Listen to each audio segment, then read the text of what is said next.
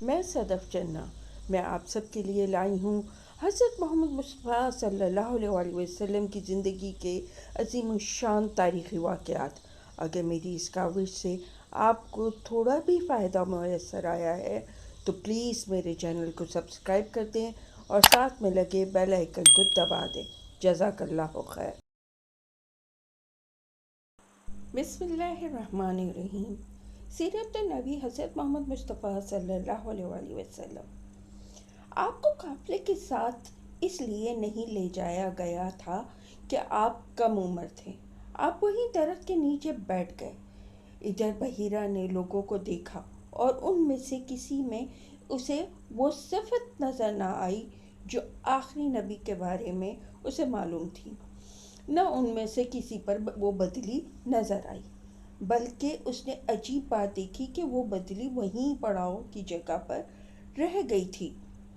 اس کا صاف مطلب یہ تھا کہ بدلی وہی ہے جہاں اللہ کے رسول ہیں۔ تب اس نے کہا، اے قریش کے لوگوں، میری دعوت سے آپ میں سے کوئی بھی پیچھے نہیں رہنا چاہیے۔ اس پر قریش نے کہا، اے بحیرہ، جن لوگوں کو آپ کی اس دعوت میں لانا ضروری تھا ان میں سے تو کوئی نہیں رہا۔ ہاں، ایک لڑکا رہ گیا ہے جو سب سے کم عمر ہے۔ بحیرہ بولا، تب پھر مہربانی فرما کر اسے بھی بلا لیں۔ یہ کس قدر بری بات ہے کہ آپ سب آئیں اور آپ میں سے ایک رہ جائے، اور میں نے اسے آپ لوگوں کے ساتھ دیکھا تھا۔ تب ایک شخص گیا اور آپ کو ساتھ لے کر بحیرہ کی طرف روانہ ہوا۔ اس وقت وہ بدلی آپ کے ساتھ ساتھ چلی اور تمام راستے اس نے آپ پر سایہ کیے رکھا۔ بحیرہ نے یہ منظر صاف دیکھا۔ وہ اب آپ کو اور زیادہ غور سے دیکھ رہا تھا اور آپ کے جسم مبارک پر میں وہ علامات تلاش کر رہا تھا جو ان کی کتب میں درج تھی۔ جب لوگ کھانا کھا چکے اور ادھر ادھر ہو گئے تب بحیرہ آپ کے پاس آیا اور بولا، میں لات اور عزا کے نام پر آپ سے چند باتیں پوچھنا چاہتا ہوں۔ جو میں پوچھوں آپ مجھے بتائیے۔ اس کی بات سن کر آپ نے فرمایا، لات اور عزا بتوں کے نام پر مجھ سے کچھ نہ پوچھو۔ اللہ کی قسم مجھے سب سے زیادہ نفرت انہی سے ہے۔ اب بحیرہ بولا، اچھا تو پھر اللہ کے نام پر بتائیے جو میں پوچھنا چاہتا ہوں۔ تو آپ نے فرمایا، پوچھو، کیا پوچھنا ہے؟ اس نے بہت سے سوالات کیے، آپ کی عادات کے بارے میں پوچھا۔ اس کے بعد اس نے آپ کی کمر پر کپڑا ہٹا کر مہر نبوت کو دیکھا۔ وہ بالکل ایسی ہی تھی جیسا کہ اس نے اپنی کتابوں میں پڑھا تھا۔ اس نے فوراً مہر نبوت کی جگہ کو بوسہ دیا۔ قریش کے لوگ یہ سب دیکھ رہے تھے اور حیران ہو رہے تھے۔ آخر لوگ کہے بغیر نہ رہ سکے، یہ راہب محمد صلی اللہ علیہ وسلم میں بہت دلچسپی لے رہا ہے، شاید اس کے نزدیک ان کا مرتبہ بہت بلند ہے۔ ادھر نبی کریم صلی اللہ علیہ وسلم بات چیت کرنے کے بعد بحیرہ ابو طالب کی طرف آیا اور بولا، یہ لڑکا تمہارا کیا لگتا ہے؟ ابو طالب نے کہا، یہ میرا بیٹا ہے۔ اس پر بحیرہ نے کہا، نہیں، یہ تمہارا بیٹا نہیں ہو سکتا۔ یہ نہیں ہو سکتا کہ اس کا باپ زندہ ہو۔ ابو طالب کو یہ سن کر حیرت ہوئی۔ پھر انہوں نے پوچھا، دراصل یہ میرے بھائی کا بیٹا ہے۔ ان کا باپ کہاں ہے؟ وہ فوت ہو چکا ہے۔ اس کا انتقال اس وقت ہو گیا تھا جب یہ ابھی پیدا نہیں ہوئے تھے۔ یہ سن کر فوراً بول اٹھا، ہاں، یہ بات صحیح ہے۔ اور ان کی والدہ کا کیا ہوا؟ ان کا ابھی تھوڑے عرصے پہلے ہی انتقال ہوا ہے۔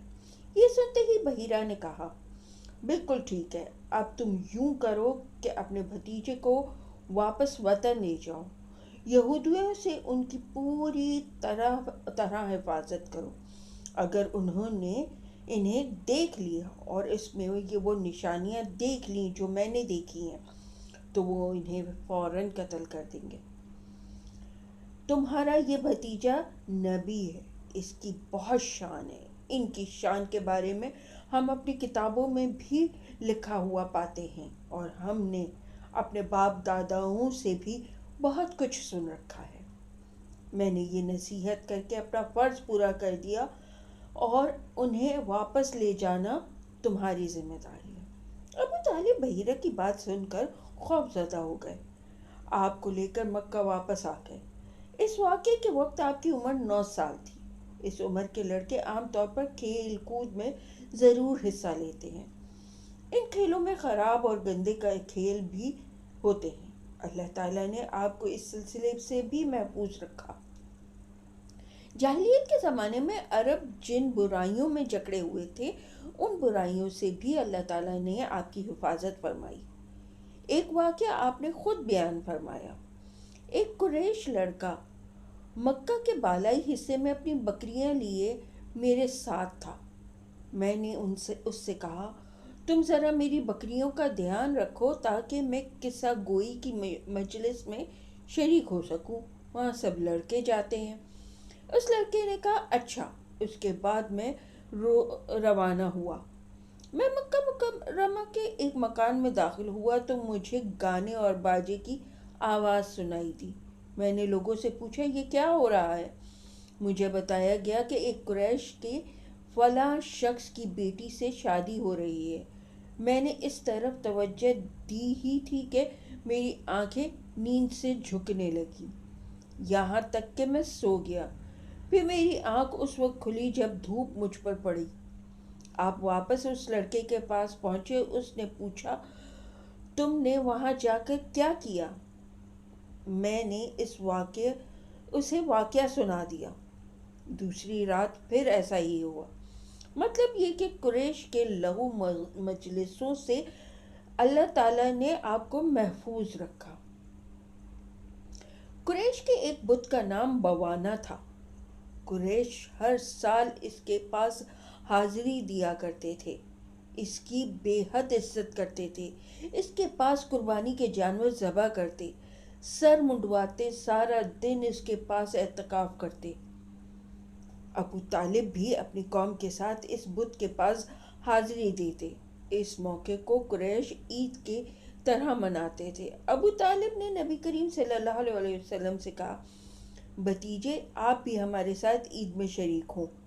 آپ نے انکار کر دیا۔ ابو طالب ہر سال آپ کو شریک ہونے کے لیے کہتے رہے، لیکن آپ ہر بار انکار ہی کرتے رہے۔ آخر ایک بار ابو طالب کو غصہ آ گیا۔ ان کی پھپھیوں کو بھی آپ پر بے تحاشا غصہ آیا۔ وہ آپ سے بولے، تم ہمارے معبودوں سے اس طرح بچتے ہو اور پرہیز کرتے ہو، ہمیں ڈر ہے تمہیں کوئی نقصان نہ پہنچے۔ انہوں نے یہ بھی کہا، محمد، آخر تم عید میں کیوں شریک نہیں ہوتے؟ ان کی باتوں سے تنگ آ کر آپ ان کے پاس سے اٹھ کر کہیں دور چلے گئے۔ اس بارے میں آپ فرماتے ہیں، میں جب بھی بوانا یا کسی اور بت کے نزدیک ہوا، میرے سامنے ایک سفید رنگ کا بہت قدآور آدمی ظاہر ہوا۔ اس نے ہر بار مجھ سے یہی کہا، محمد، پیچھے ہٹو، اس کو چھونا نہیں۔ جزاک اللہ خیر۔ آپ کو اگر میری یہ باتیں پسند آئی ہیں تو پلیز میرے چینل کو سبسکرائب کر دیجئے اور ساتھ میں لگے بیل آئیکن کو ضرور دبا دیجئے۔ شکریہ۔